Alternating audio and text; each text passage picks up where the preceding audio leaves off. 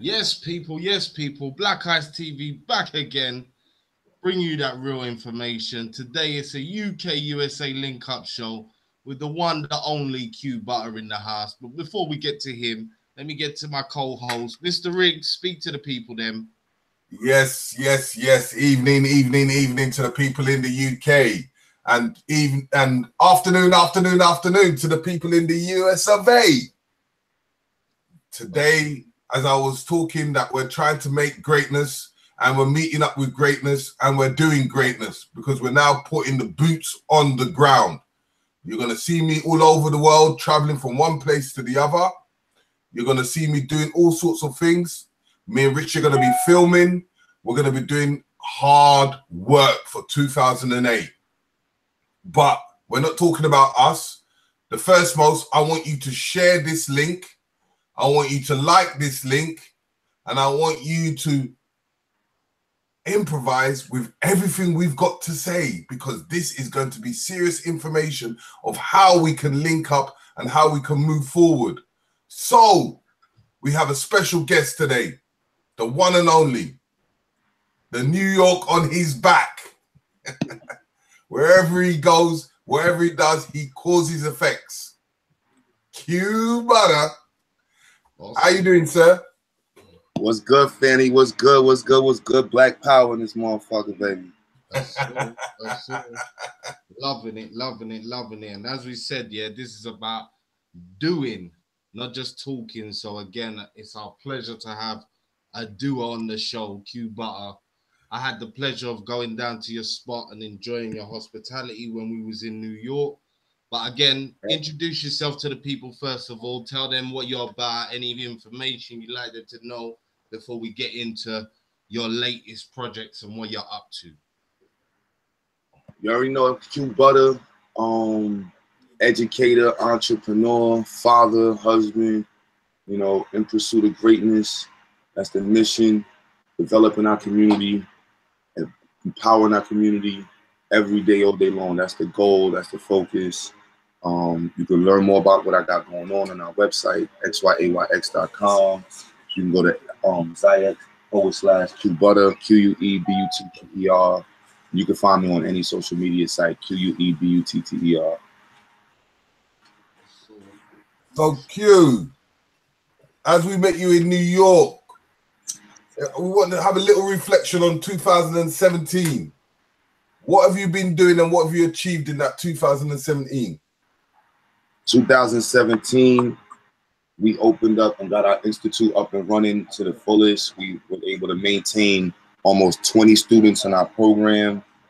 I completed a 15-city tour to which I was actually physically taught to people about their credit, and which I was able to help over 500 people physically, verbally, on the phone, spoke to over 500 people with their credit, gave them information to help them get out of the woes of the credit industry and save them money.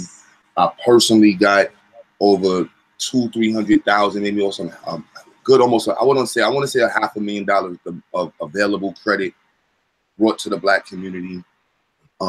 We signed up over 100 people for their tasks. Fortunately, we weren't able to get them to complete their task, but we were able to reach out to the community to that capacity. And that's just that. Yeah, that's the main parts. You know what I mean? I put out my EP. You know, I'm really proud about that. Got my EP out. And what's the name of that, brother? Crucible. Okay. Yeah. Let me ask a question. Let's just go back a bit further, because, you know, the people want to get a strong understanding of your background and what you've been going through and what gives you that kind of desire to help your own people from New York, going towards outside the States. Black empowerment. You know. Yeah. What brought you to that? My life, you know, I was not even gonna say raised for it, but my life, everything I've learned. I've been pretty. My man sitting next to me, the one I showed you earlier, that was my man Nas. He's known me almost damn near 20 years or more, and he'll tell you, you know, since I've been like, I've always one of those kids that talked about UFOs and black this and 5% of stuff. Since I was young, I was always searching for that. My pops, you know, really kind of reared me into that direction. And not like he was into Black thought, but he was definitely into just form of like esoteric knowledge, physics, study the universe, UFOs, fuck the white man type of shit, just conspiracies, you know, just having always had those conversations growing up, you know. So cute. And you know, like on your first journey, you know, everyone goes through the beginning of their journey. Like you just mentioned 5%ers. Was that where you kind of started from? Or is it you started way before that? Nah, for me, I started at home. I never joined any organization. Okay. I used to read 5% stuff. The mathematics of being a 5%er, just in the sense of the statement of 5%er, I agree with. And by that statement, I am a 5%er. I consider myself to be a 5%er. But part of the 5% Nation of Gods and Earths, I was never part of Nation of the Gods and Earths. Okay. So, but give us a little demonstration on the 5%ers, because, you know, some people in the UK don't know what 5%ers are. Well, the 5% comes from the 80-20 rule. That's where the 5% comes from. So the 80-20 rule, 20% of your people are really who's going to be doing the business. So 80% of the people are deaf, blind, and dumb. 20% of the people have knowledge. But 15% of those people that have knowledge use it for their own gain. And so out of the leftover is 5% of the people who will use their knowledge for the development of the people.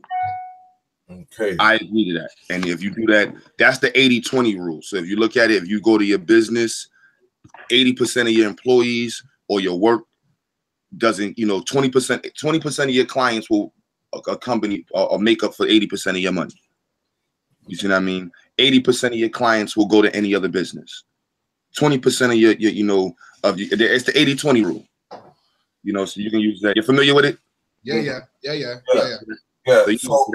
So when you started to go through them works of the 5%er, what was your first step of going forward? Did you go through music, or did you go through the community, or well, for me it was I was introduced to it through music, and I just didn't like. My pops was like a fake atheist. You know, one of those 1980 kind of where like he was bleeding. I don't know what the hell he was, but I don't know. But that kind of led me into saying like I want to research more and read more and learn about the universe and different ideologies. My sister actually got me my first. I gotta look at. I don't know if it was a Dr. York book or a Nation of Gods and Earth book, but it had the knowledge back. You know, like in the 90s, some of the knowledge was really, you know, overlapping and blending in the community. So you had some stories that were pushed amongst multiple groups. You know, like what's that? Jacob, the Jacob story. Yakub story that was pushed a bunch of money. Even my pops used to tell me that, you know, white people were grafted, you know, and different stuff like that. And being the original man, the human, like I heard that my entire life. You know, from young, my pops always told me the original man is the human, and the hue is the color of dirt, and that's where you come from, and that's where we come from, the color. I've always heard that. I've always heard that the Bible was written for us. My pops might have been an Israelite. You know what I mean? Anytime the Israelites was talking in the street, my pops would stop us and make us listen to the Israelites.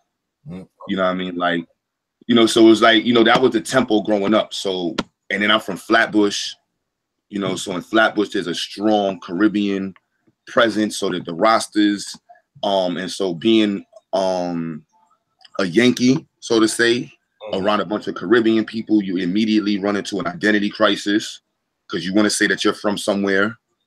And so you're searching for your history. So that automatically made me want to search for my history, because I'm like, yo, I got to be from somewhere besides Harlem and Brooklyn, you know, so it made me want to search. And so that led me down my Jamaican path, and that led me into Rastafarianism and really trying to understand that stuff. And so that all kind of, in Flatbush, that was kind of semi-meshed together, but you would see the debates between the 5%ers and the Rastas, and, you know what I mean, and the Israelites back in the days. And so I would just always absorb those up.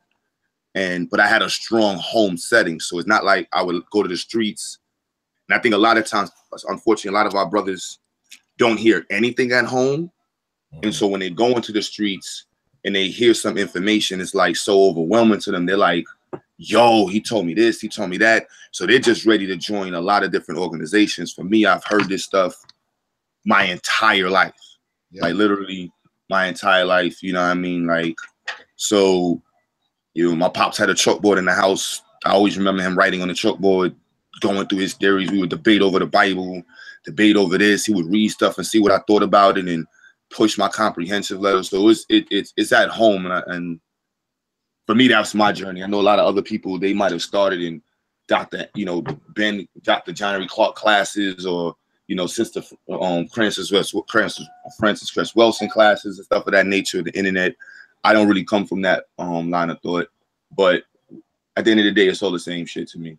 Yeah, because you know the one thing is, right, what I tend to find out is that a lot of people don't really understand that how most of all these groups have an influence over the music industry. When they start to talk about the 5%ers, or they talk about the Nawabians or the Hebrew Israelites within their music, how much influence can you say these people of the community have had an impact on the music, like, let's say, from the 90s till today? No, the 5%ers are the only ones that had influence on, like, the Nation of Islam. They kind of shunned away from hip hop. Nuwabians were later on, and by the time they could have probably had an influence, they got shut down. So like the 5%ers weren't, like, the difference with the 5%ers, there was a hierarchy in certain groups, but it wasn't about that. It's really about the concept of just giving the knowledge out. Yeah. Because when we hear about like Nas, the artist, and he kind of tries to bring that into the music industry. This is where most of us in the UK kind of heard about the 5%ers. Nas, Brand Nubian. Yeah. Well, if the 5% Nation is a some may not like me saying this, but I'm speaking specifically as a nation and a society. It is a baby of the Nation of Islam. So, rightfully speaking, the knowledge still flows from the Nation of Islam.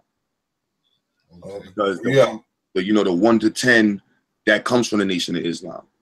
You know, the mathematics comes from there, and it was just that Brother X, I'm terrible with names. Don't quote me with names. They tear me up because I'm a math head. I already get about names. If it's a number you remember, if it's a name, it's easily forgotten.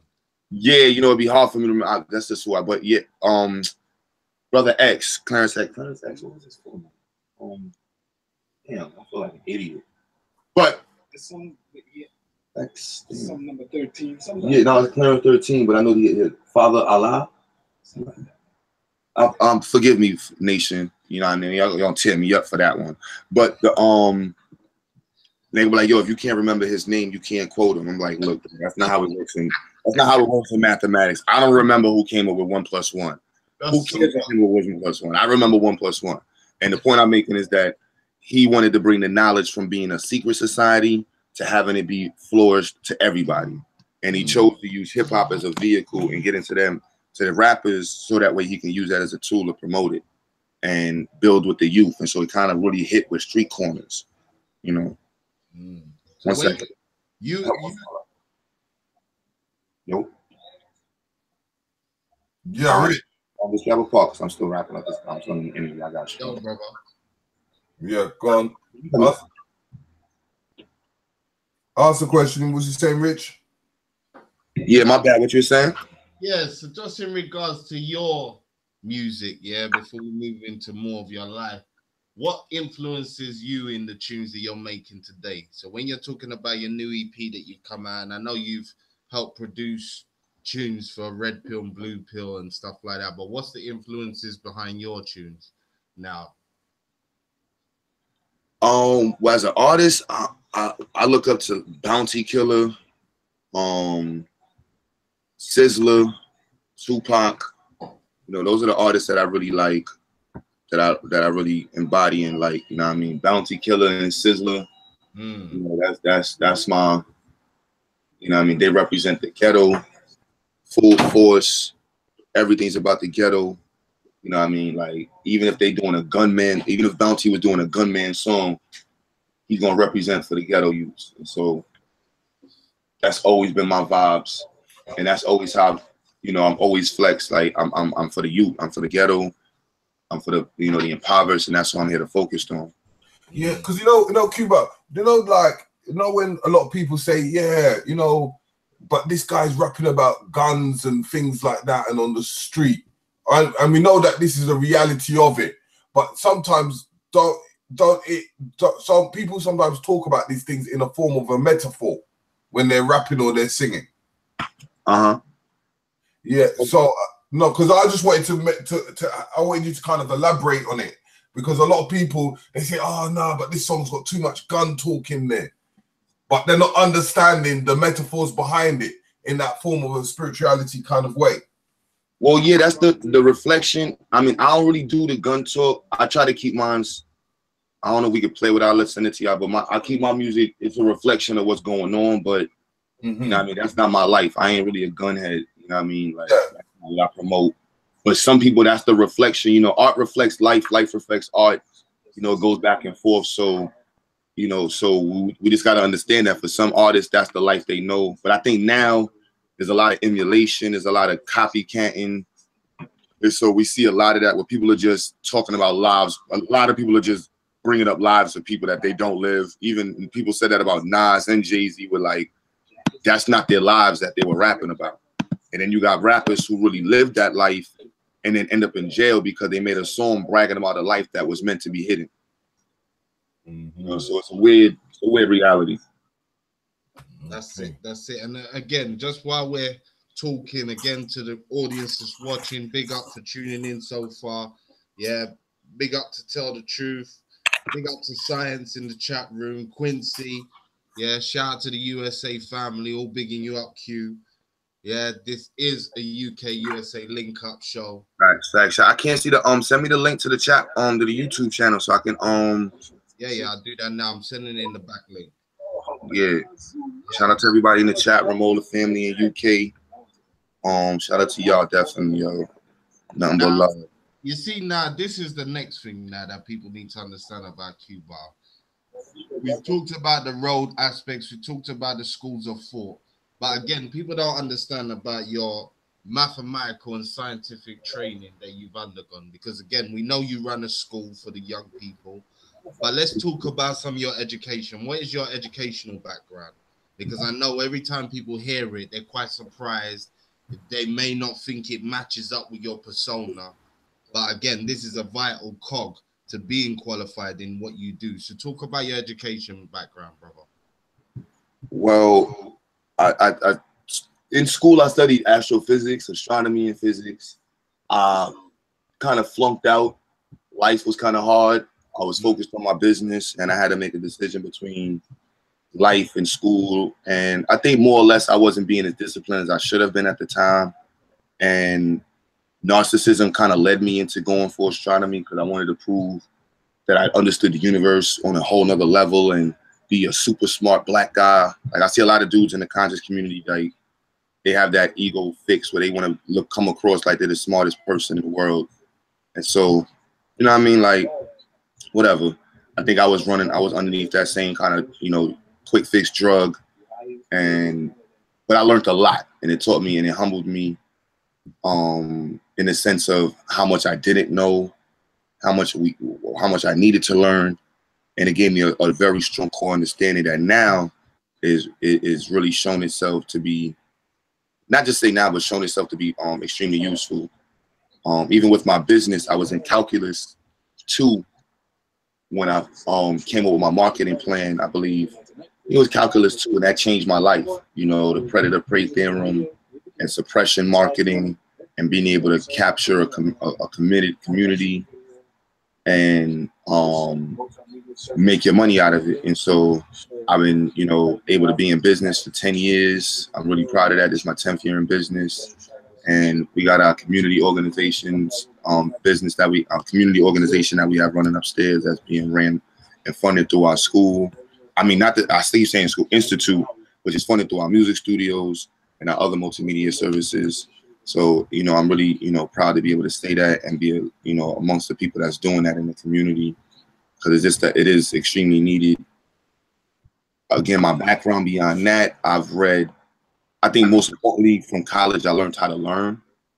Yeah. And so I kind of, not to say, for myself, I mastered the art of teaching myself and others. So like I can teach somebody how to do anything pretty much really effectively.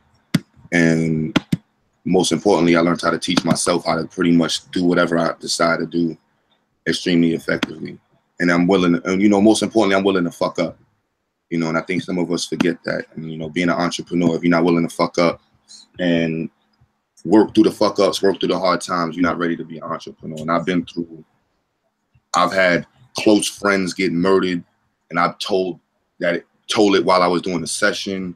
I've had police run up in my studio. I've been evicted and done sessions. Family members died, floods, electricity shut down, having the wire go from one window to another apartment to run the studio. You can name it. I've done sessions on milk crates. Man, listen, all types of stuff. Half clients getting killed, session today, dead tomorrow, you know, and all types of hard shit. Robbed, studio broken up. There's all types of shit. Bad landlords, bought a whole thousands of dollars of the wrong shit. You know what I mean? Like, and if you just got to deal with it. You know what I mean? Sitting there looking at the wrong sheetrock, and you bought 75 sheets of sheetrock, and you used a whole, you know what I mean? Yeah. And it's like, damn, I bought the wrong thickness, and I spent all this money bringing it over here, and I was supposed to get a different thickness. I was supposed to get 5/8. I know what a 5/8 is now. I'll never forget what a 5/8 is. You know, when you buy 75 freaking 3/8, or what was I bought, 3/4? So I forgot what I bought.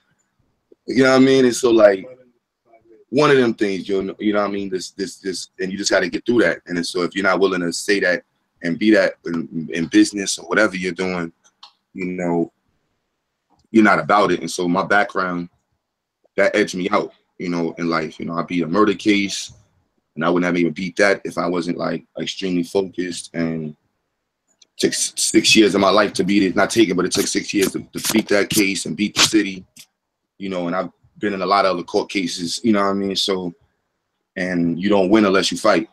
Definitely. You don't survive unless you fight half the time. Half the time is just showing up and fighting and doing what you got to do. And the same things with school. Half the time is just showing up and reading what you're supposed to read and reading it 3 times. And that's a lot of school. And so for me, once I realized that that's it, that's how I became an audio engineer. And you know, I don't like to say it like, but I'm one of the top engineers in the city, you know, and if it's not me, one of my students are one of the top engineers in the city.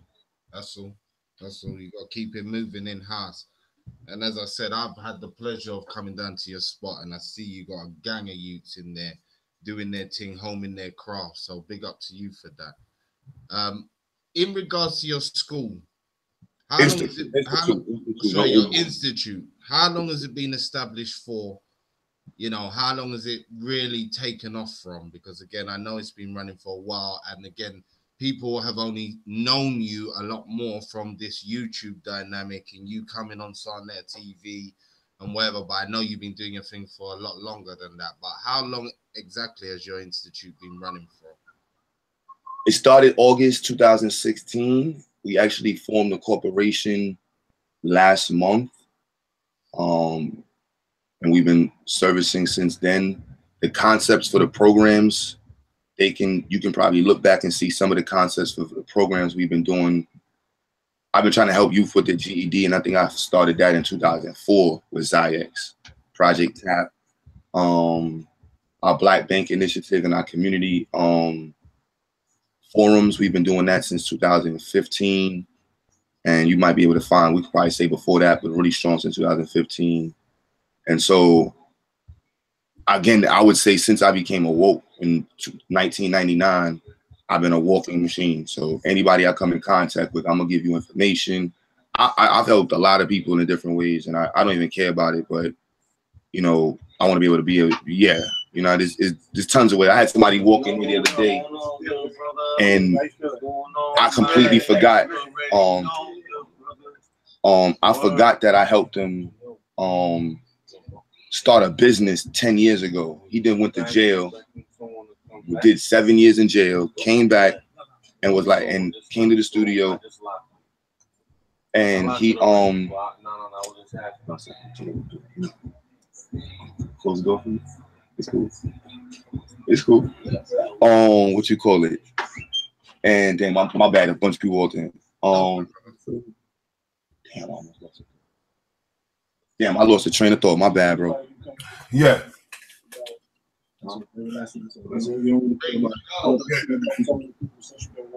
Then I was somewhere. My bad. Somebody walked in, was talking about something.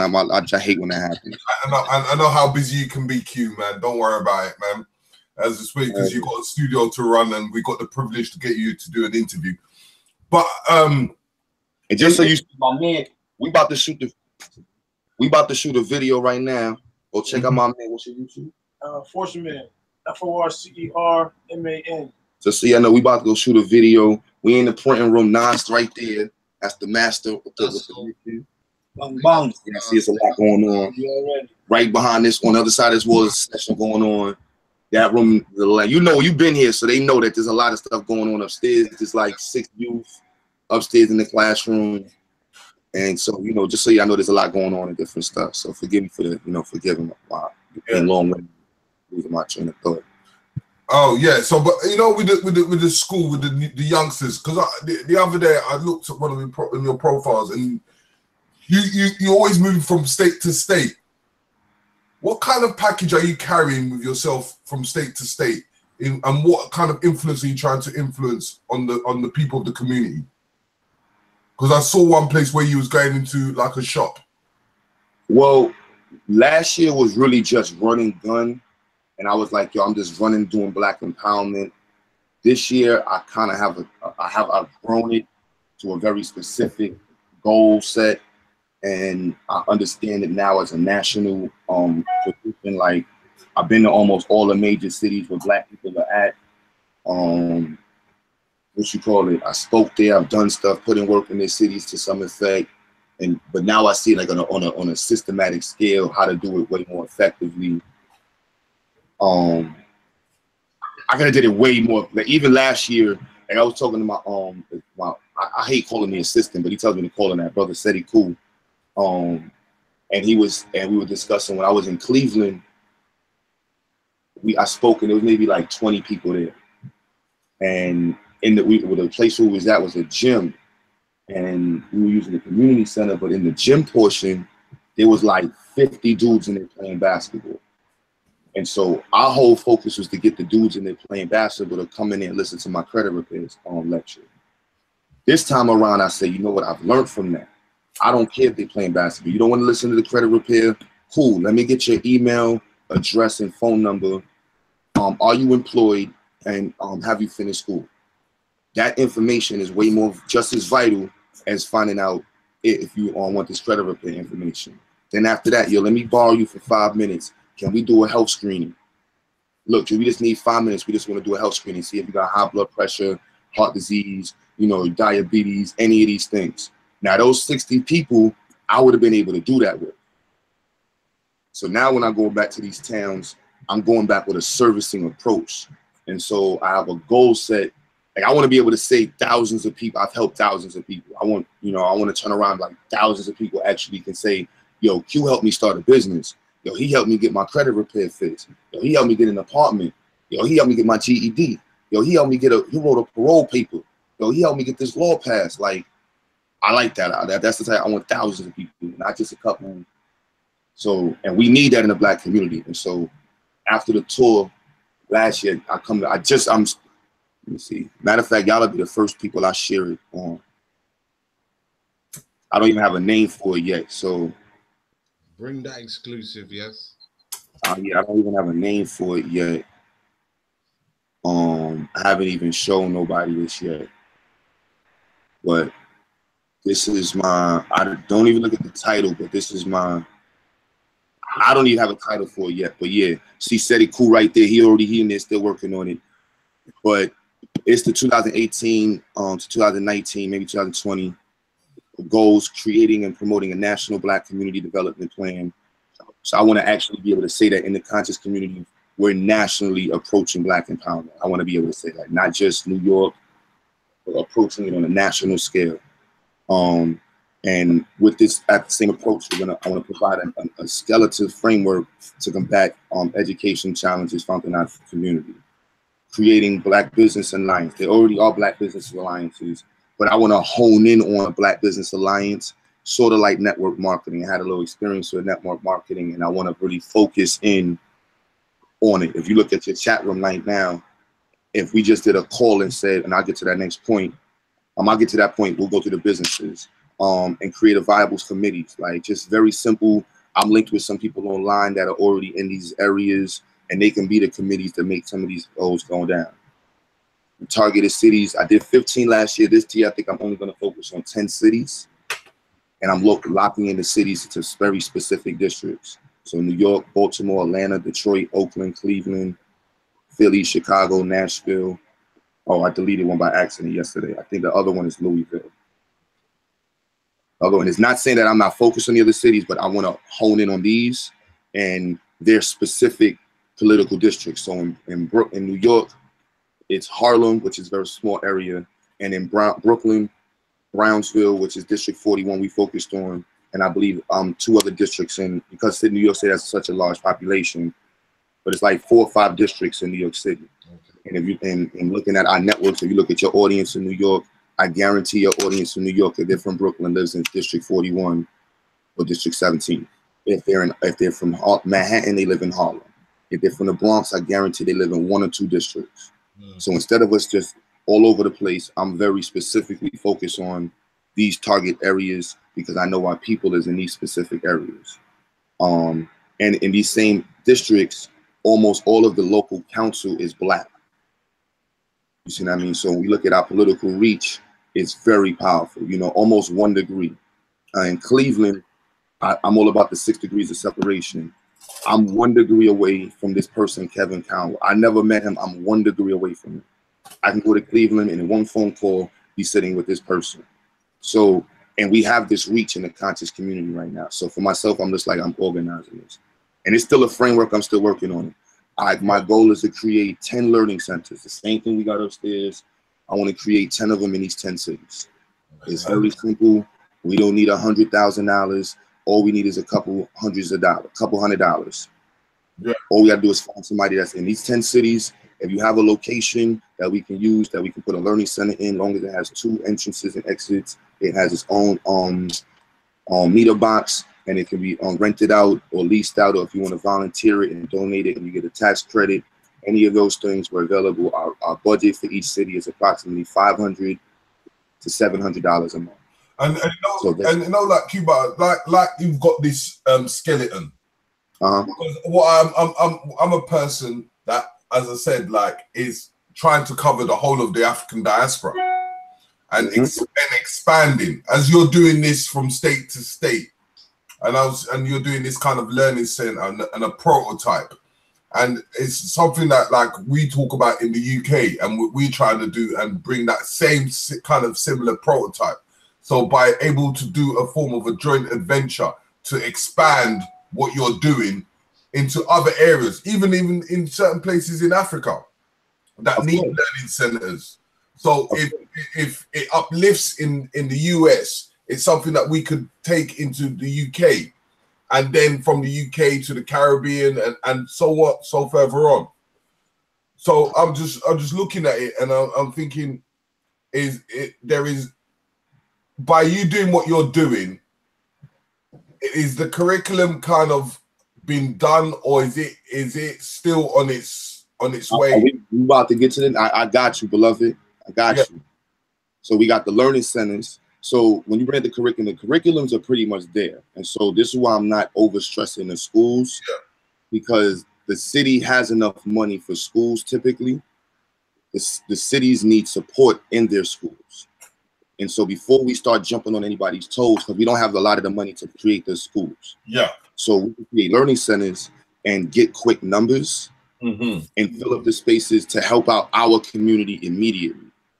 So in these same 10 districts, you already have, if you went on Sinetta's platform and said you're going to any one of these 10 cities, I guarantee you're going to have your strongest connection in one of these specific districts. Right. We already have the numbers. We're just not articulating them in a way that's making quantifiable noise. And I'm even guilty of that. You know, when I was doing my community events, it was just about doing Black empowerment. Now it's like, no, no, no. I need to service you. On paper, I need to be able to say, you opened up a bank account. You got 7 things removed off your credit report. Your child went from a 4th grade reading level to a 6th grade reading level. You are now employed. You make $17,000 more a year. You went from 1 location to 2 locations. We need to be able to speak in specific numbers to be able to show how we've grown and how we failed. And so that's where my mind is at right now. And I'm cool with failure, but as long as we can quantify failure, it makes sense. Because it's a learning stage. It's a learning stage. And so for me with this plan here, like I was building with Seti Cool, a 20% success rate with this plan means that we got 2 learning centers built in 2 different cities. It means that a goal of being able to say we help 50 people get health screenings across each city. So out of 500, we were only able to get 20%. So that means we only got about 100 people. We can still say we got 100 people across the country health screenings. Yeah. We got 100 people in the GEDs or got their completed stuff, you know, whatever it is. And so this is it's a measurable approach based off of the, you know, my statistical analysis, kind of to say of our numerical, or rather our community's size, so to say. You know, there is enough of us. If you just look at your live streams and do the percentages, you know, you're guaranteed to have 1 to 3% of your people who watch your videos truly support you. You see what I mean? So, and you can use that for any different scenarios, just like the 80-20 rule. So 1% of the people watching your video, this live feed right now, 1% of them can actually make this happen. So I'm focused on the 1%. Yeah. Not saying I don't want everybody, but I'm cool with that. It's business. Attainable numbers is the key. Definitely. Attainable, practical numbers. You see, you said the daycare network, right? In these 10 cities, our goal is to locate 5 pro-Black daycare centers in each city. I don't want a Black-owned one. I want somebody who knows about Marcus Garvey, who knows about eating right. We need to find 5 of them in each city and support them. Right. It's very simple. Yeah. There's hundreds of them. We just need 5. So every time you hear me talking, I'm going to be asking people, email me Q Butter if you're in any of these 10 cities and you have a Black and you're pro-Black and you own a daycare center. Why? You was talking about the curriculum. So we use a website called IXL right now, but we're looking to develop a next one, our own, which is going to cost anywhere from $3,000 to $5,000.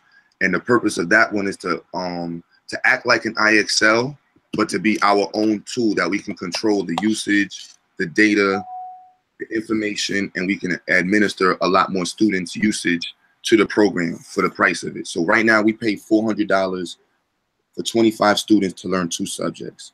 So if you do the math, 5 years on that, we would have spent $2,000 and only been able to help 25 children at a time. We spend $3,000 to $5,000, we can help 500 to 1,000 children at a time. So just the bang for the buck, makes sense. So we need $5,000 immediately to make this website, and we can have the children inside of these 5 daycare centers.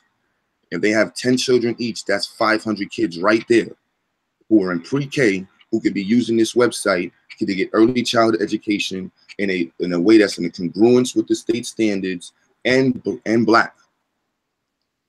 And we can control that. And this is an easy thing to do. All of the children that homeschool in these 5 cities, when I talk to people who homeschool, I don't have anything I can do to really help them. I give them access to IXL. But now when we have our learning center, we can do a reach out and say, look, if you homeschool and you're in Detroit, in this area, this learning center is for your children. If you want to volunteer and help educate the community, look, you can come to one of our learning centers and you be here. If you're an educator and you want to teach classes for free in the community, look, we're not charging you. Come here and do your curriculum. The spaces, I'll go into the next spot. In each one of these 10 cities, I'm gonna go to this legislative part. Yeah. But these 10 cities, we're looking for these type of businesses. So we have Project Flip, our financial literacy improvement program. in which we helped the 500 people with their credit. We brought 88 people to Carver Bank in New York, over $300,000 in money with that.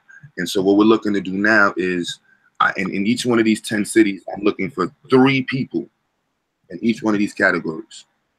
Again, network marketing. I'm looking for at least 2 to 3 people, black, pro-black, conscious black people that own a tire shop, a tow truck company, auto mechanics, plumbers, heat, air conditioning, refrigeration, carpenters, barber shops, salons, grocery stores, trucking and delivery, entertainment production, lawyers, midwives and doulas, doctors, nurses, home health aides, dentists, car dealerships, certified public accountants, restaurant owners. Again, we're just looking for hopefully 3 black people who are conscious and pro-black who are in one of these businesses. And the goal is to have 30 of these businesses as our Black Business Alliance. So there's 300 businesses, 10 different cities, 30 businesses in each city. That's not that hard to do. And again, just for the people, just to clarify again, because I know it's an important point to you, what is the difference for you in a black-owned business to a pro-black person?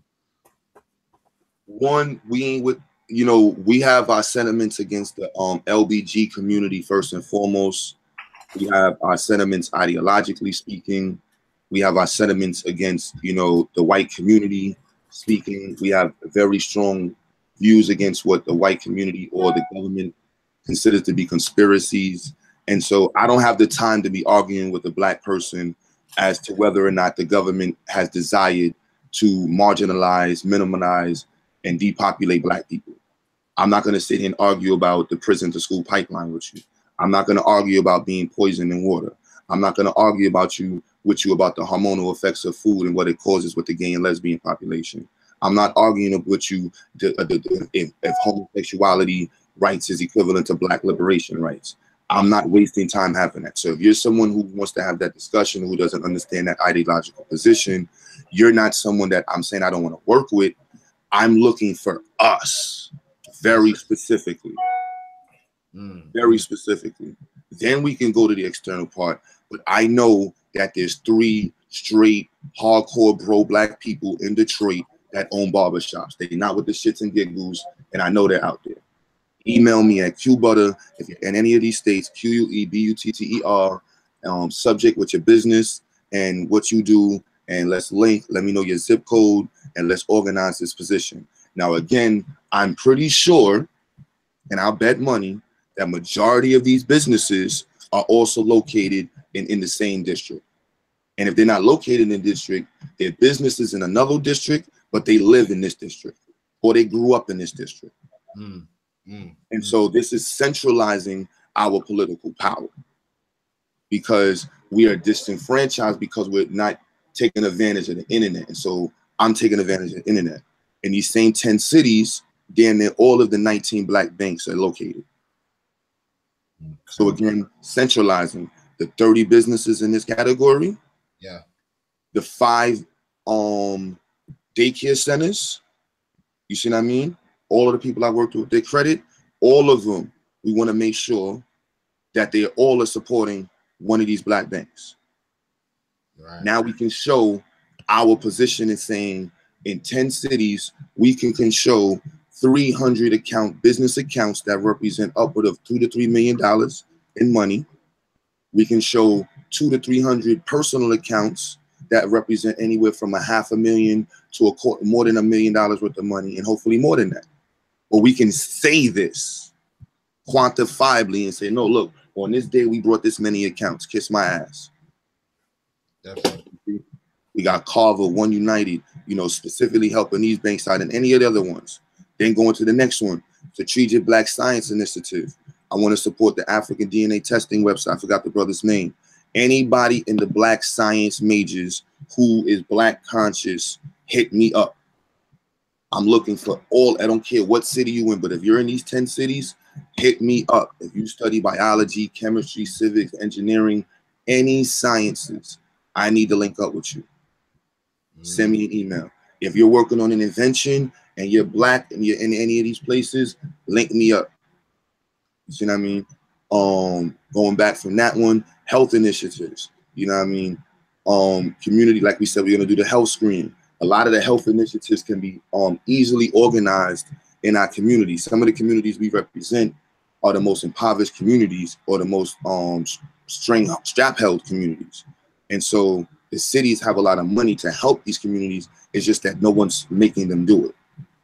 And so we already have the numbers in these communities. If we can rally, I personally know I can get 20 to 30 people in all these cities. So with the right help and coordination, we can get 50 to 100 people.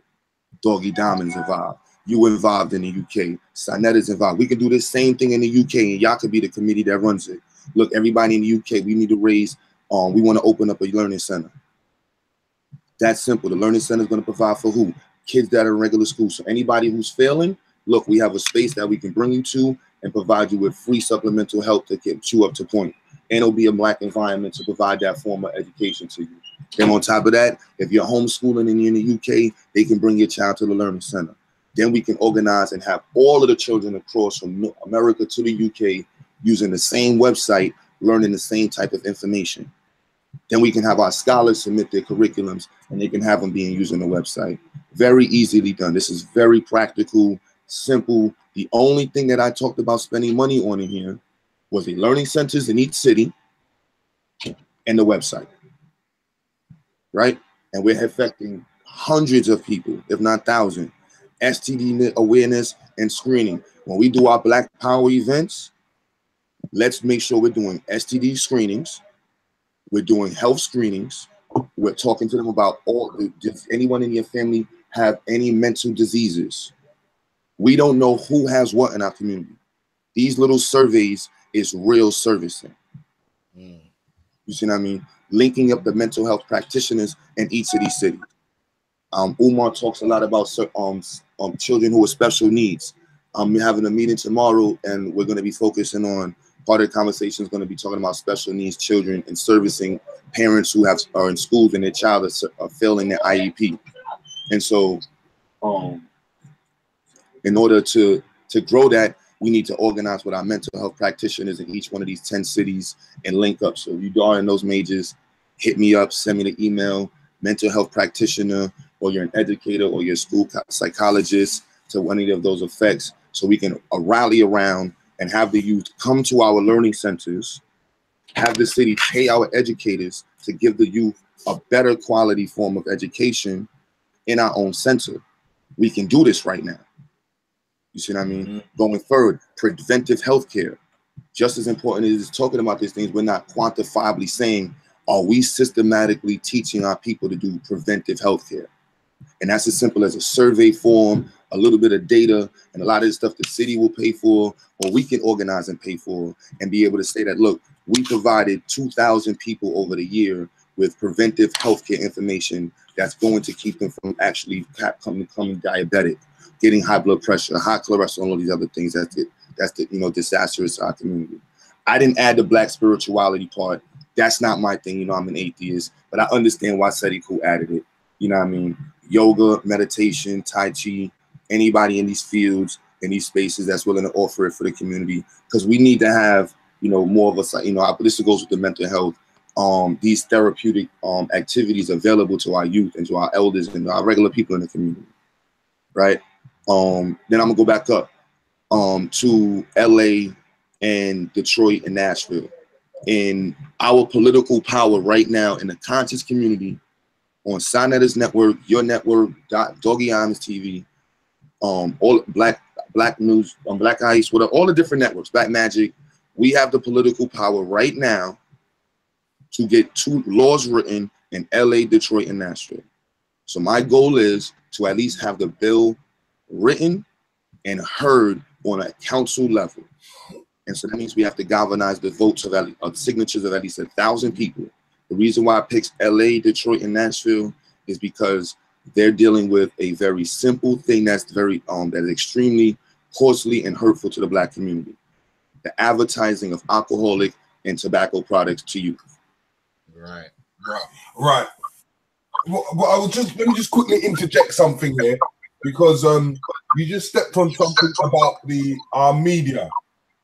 And this is the one thing that, as we were planning in June, it is to go 20 to 30 strong with all our medias going to New York for that Signed Letters Awards.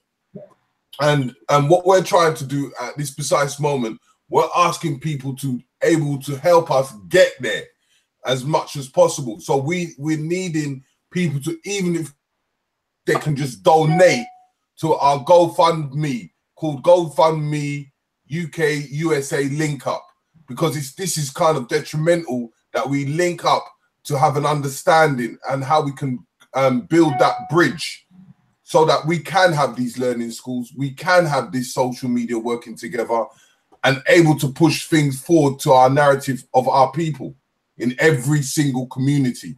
So as I said, if you have the opportunity and you just even want to donate even just like $1, yeah, go to GoFundMe UK USA Link Up.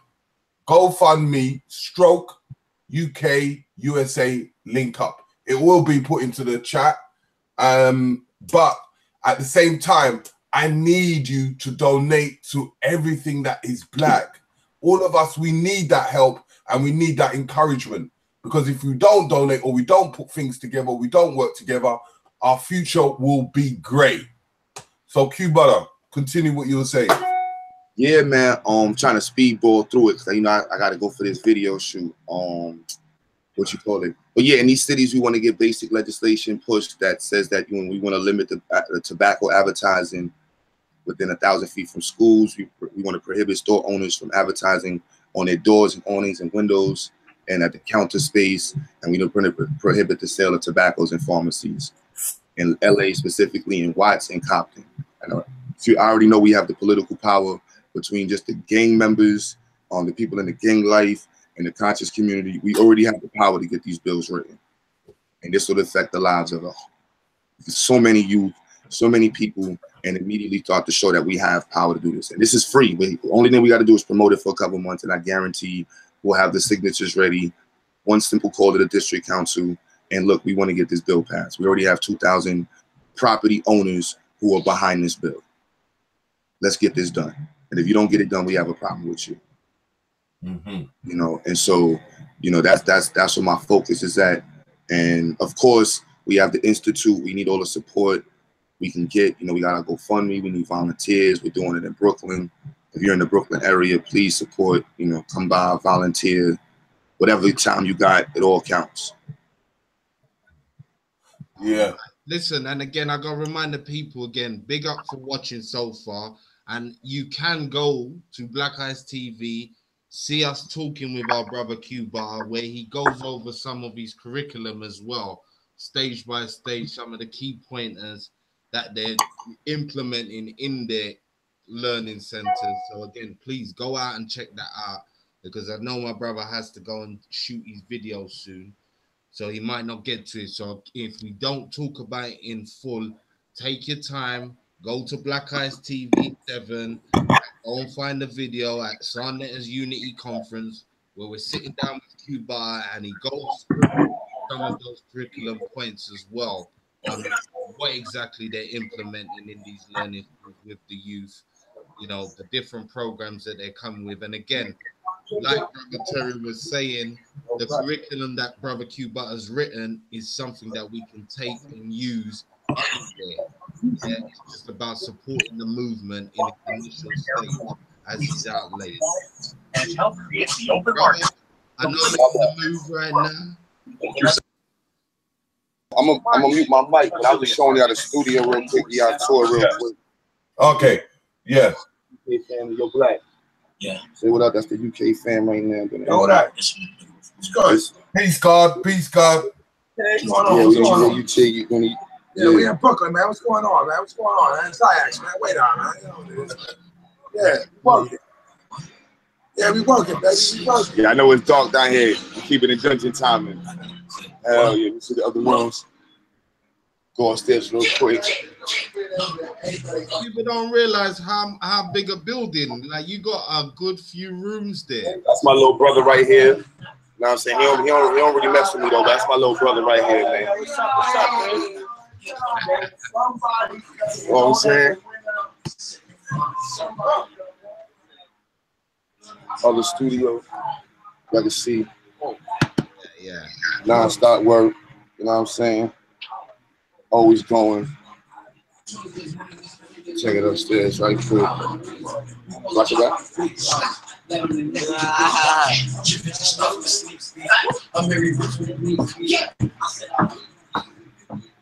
Yeah, he said me that, yo, Q, we gotta go. I see upstairs. So yeah, when the UK family comes through, they hopefully be filming upstairs in my film studio. That's all the spot. That's upstairs. Up there. Is this where you hold the classes? This is the classroom. A little learning center space.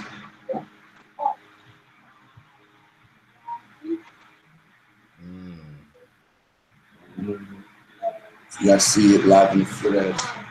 That's all. It ain't slow.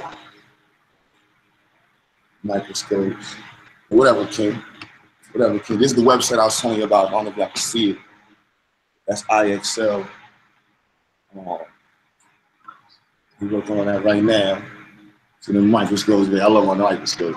Telescope. So now this is what's available. We want to do this in 10 cities. So I want to be able to do this a year from now. Show this in 10 cities the same way. You know, if we fail, let's fail with style and no less than 20%. You know what I mean? So that means we only was able to get 2. We don't believe in failure. We believe in success. So it will succeed. Yep. As long as we do and push, we're gonna succeed. It'll be great, man. That's everything all day long. That's what we talk about and push. That's all. Listen, I want to big you up for joining us. I want to big you up for talking to us. We're gonna have you on again, definitely. Going over a few bits and pieces. Yeah. Is there anything you want to say in closing before you leave us? Yeah, but you know, before we even move out, you know, what is your thoughts on the Sinetta Awards?